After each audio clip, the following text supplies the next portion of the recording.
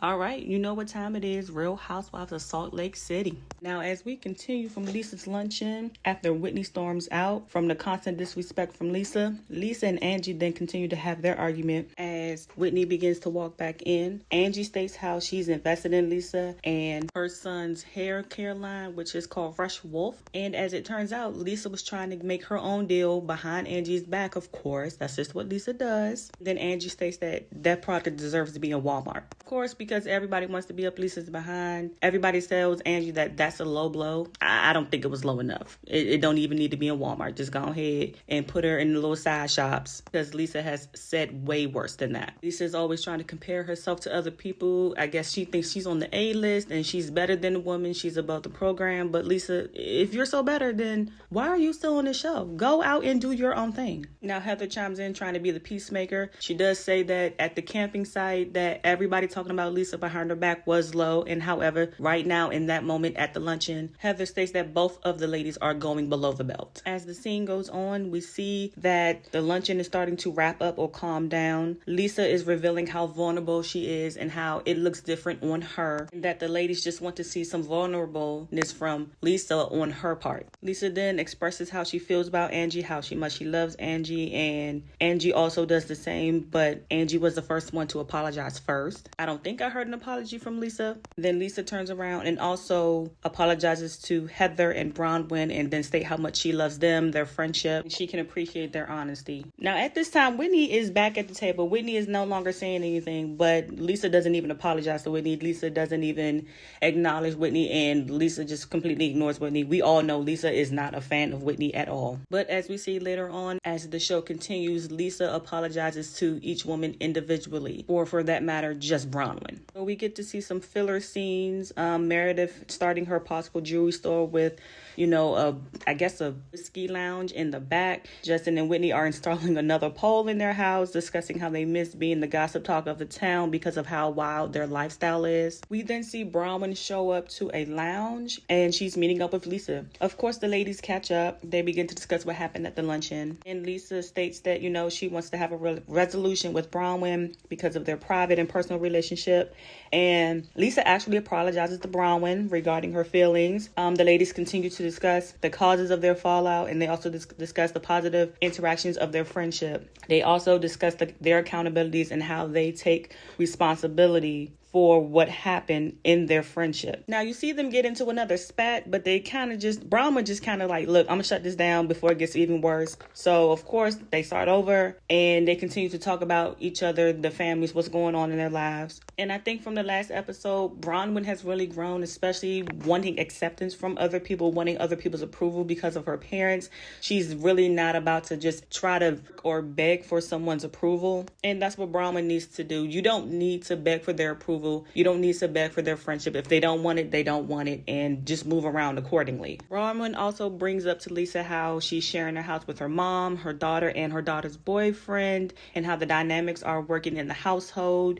Bronwyn and her daughter had an argument, and the mom is now on the outside looking in as a grandparent and does confess and does admit that she was harder on Bronwyn than she is on Gwen, and that she just needs to stay in her place as a grandparent. And at this moment, I'm glad to see that Bronwyn has a little bit of relief, like she's getting through to her mom. But as we can see later on down in the show, Bronwyn has some more work to do with her mom. However, the ladies end on a good note, and now in the next scene, we get to see Mary and one of her family members, her big cousin, Big Joe. They show up to Mary's church. It's newly renovated. They both discuss the changes. They catch up on life, and they discuss how Robert Jr. and his progress is working. They also discuss the relationship of Mary's mom and Robert Sr. From Mary's standpoint, from what she is saying that after the grandmother passed, that her mom wanted to try to take over the church and it wasn't left to her. And I'm still on the fence about this because I don't care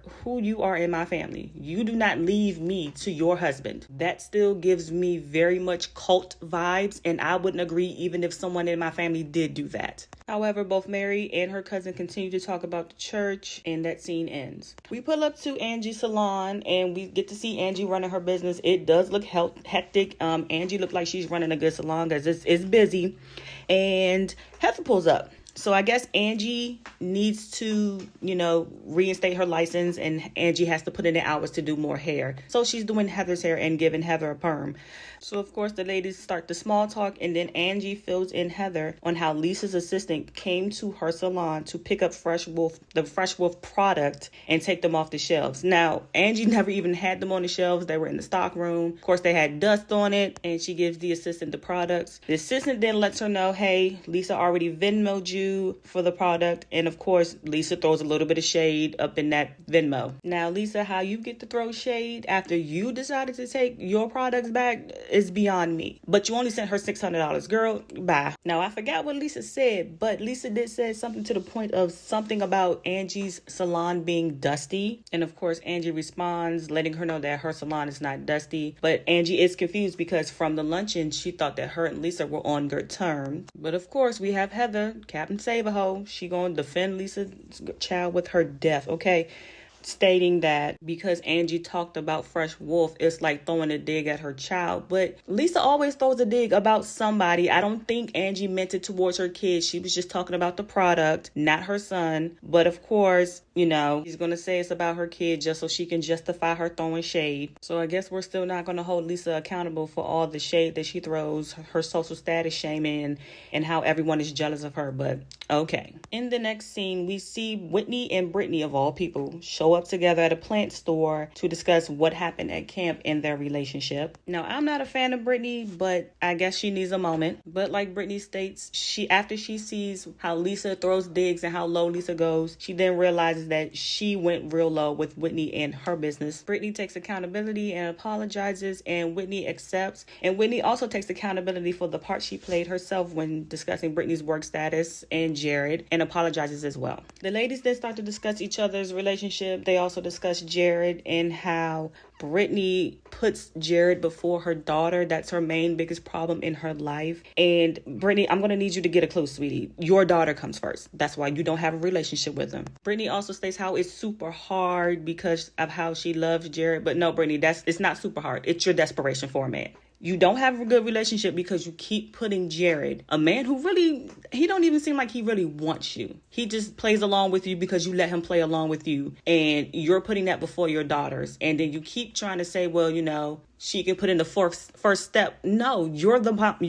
You're the parent. You put in the steps it takes. You messed up the relationship, not your daughter. And like Whitney asks, you can't take that 1 year break to get back good with your daughter because of your man. That doesn't sound right. Whitney then discusses her own issues with her mom, and Brittany just doesn't want to take the step that she needs to take because she's so desperate for him. I just think Brittany just doesn't want to do it. And I'm not mad at Olivia. I wouldn't talk to you either if all you do is my man, and you haven't checked on me, you haven't talked to me, we don't hang out, we don't have a relationship because of your man. And at this point, Brittany, get over yourself. It's not going to be about you right now. It's about your child. So drop Jared and spend time with your child. And now we're at Bronwyn's house. The kids are going bowling. They claim they're in the bowling league, which I think is adorable. But the kids go off bowling, and Bronwyn spends more time with her mom.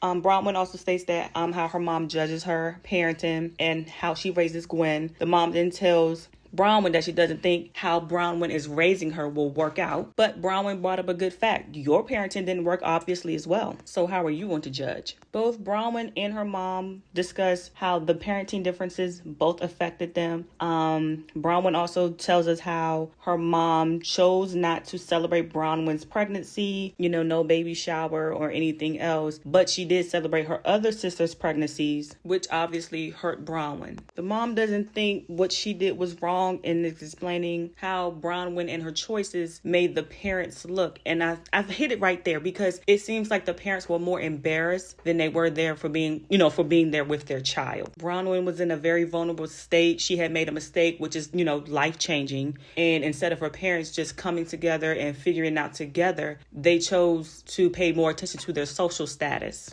how it made the father look in the eyes of the church. But here's my thing.